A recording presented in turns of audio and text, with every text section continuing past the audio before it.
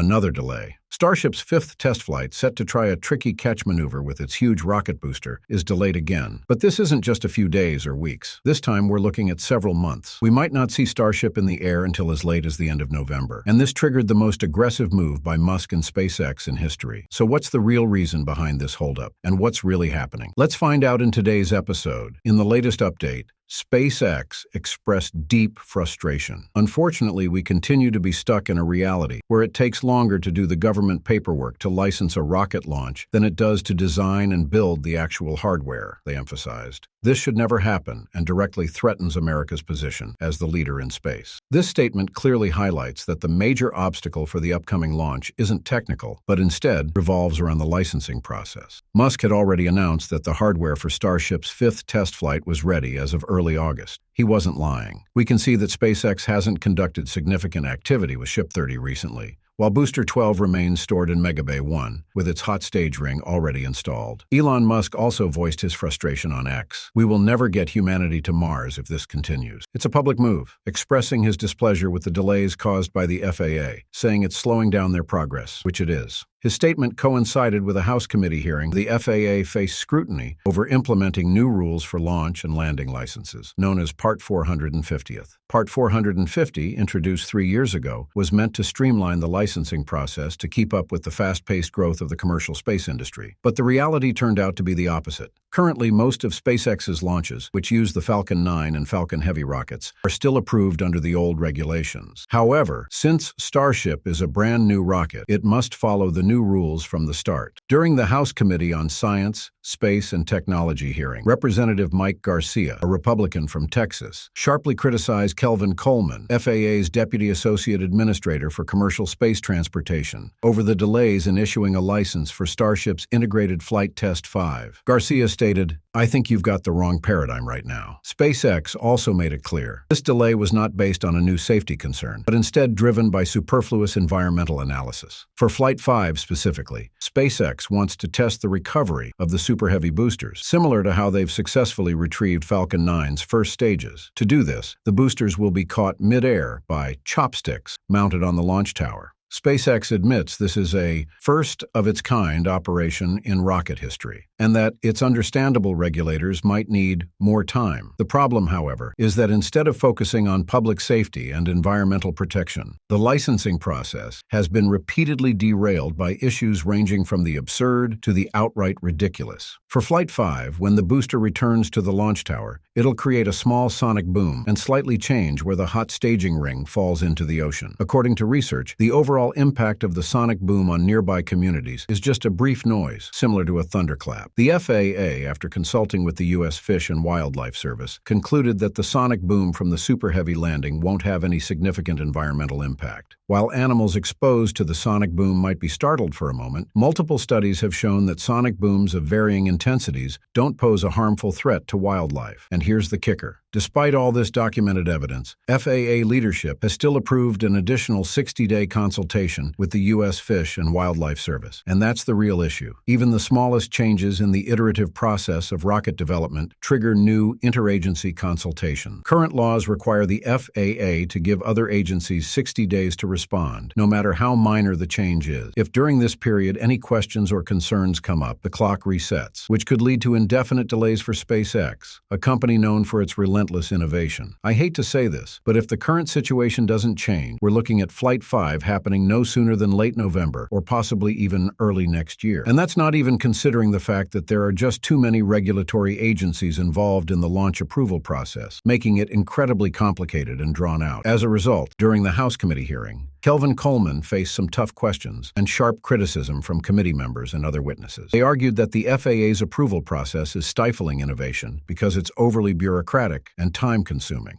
In response, Coleman admitted that the new regulations still need fine-tuning. However, according to him, companies share some responsibility, as they often submit incomplete applications, require resubmission, or make changes that demand additional review. The FAA's explanation feels like a lot of dodging. Coleman even stated, "It does not require substantial changes. It's not a perfect rule. No rules are perfect. We're very open to input that the industry has. That said, it's not broken either." In other words, from the FAA's perspective, nothing's wrong at all. And the issue, according to them, isn't the regulations or how they're enforcing them. Instead, they shift the blame to SpaceX. The FAA's only advice? Companies, including SpaceX, just shouldn't change their licenses so often. Right. So just stop innovating and there won't be a problem. What a perfect recipe for losing the space race. The reality is, the FAA isn't built to handle rapid progress or frequent changes. This agency has been overseeing the same type of launch vehicles for decades, with minimal changes that come years apart. This creates a massive gap between how the FAA operates and the fast-paced innovation companies like SpaceX demand. Dan Murray, the executive director of operational safety at the FAA's Office of Commercial Space Transportation, revealed that SpaceX gets most of the FAA's resources, including 80% of the hundreds of hours of overtime his office puts in each month. It sounds like the FAA is going above and beyond for SpaceX, but in truth, they're spending an enormous amount of money, manpower, and time on unnecessary analysis. It's neither smart nor efficient.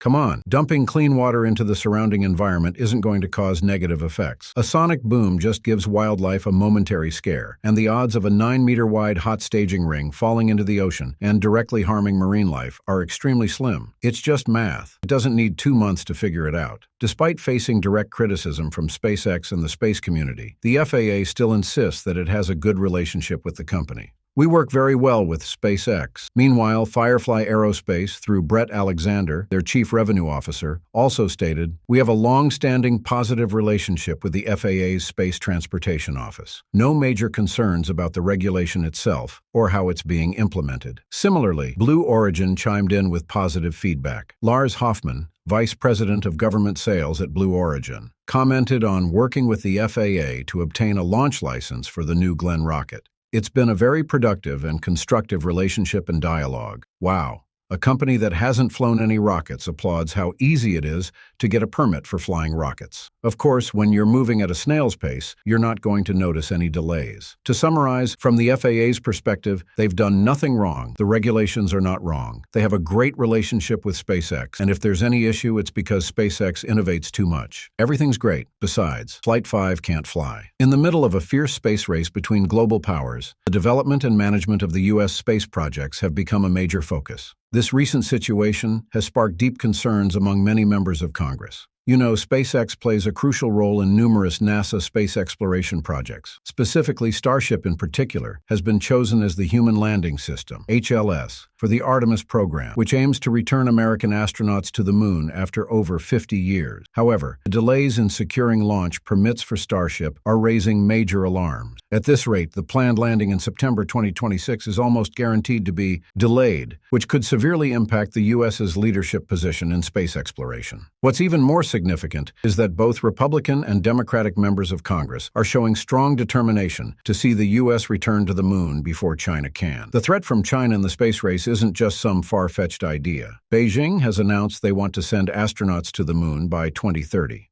This puts a lot of pressure on the U.S., as a nation that has already set foot on the moon could end up doing it slower than a latecomer to the race. Representative Brian Babin, who chaired the hearing, voiced his concerns bluntly. "I fear that at this rate, the Communist Party will launch taikonauts to the moon, while U.S. industry remains tethered to Earth with red tape. It's truly rare to see opposing sides come together on an issue like this. I hope this unity brings about some real change. If the FAA doesn't update its outdated practices from 50 years ago, the U.S. might end up exploring space with nothing more than antiquated science. The pace of modern scientific and technological advancements has clearly outstripped the regulatory frameworks designed to manage them. This could very well hinge on the outcome of the upcoming elections." Musk has pointedly said, "We'll never reach Mars if Kamala wins." Politics is always a sensitive topic, but all I hope is that, regardless of the outcome, space activities get the attention they deserve. Regulatory processes need to become less cumbersome to foster business growth, drive technological progress, and maintain our leadership position. All right, that's it for today. Thanks for watching, and I'll see you next time.